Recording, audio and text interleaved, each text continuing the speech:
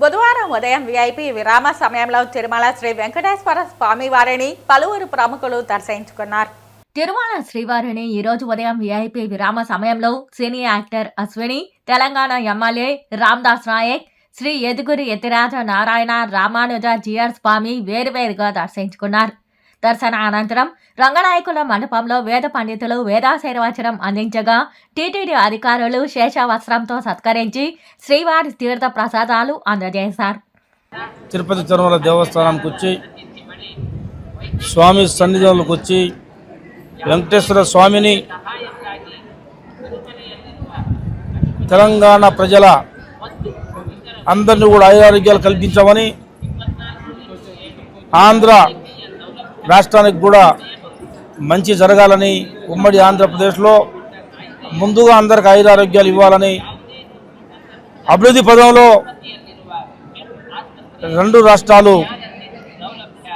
ప్రజల పక్షాన అభివృద్ధి చెందాలని మనస్ఫూర్తిగా కోరుకుంటూ స్వామి గారి లోన మనస్ఫూర్తిగా దండం పెట్టి లోన ఏర్పాట్లు కూడా మంచిగా చేశారు. మంచి దర్శనం ఇప్పించారు. మంచి దర్శనం ఇప్పించిన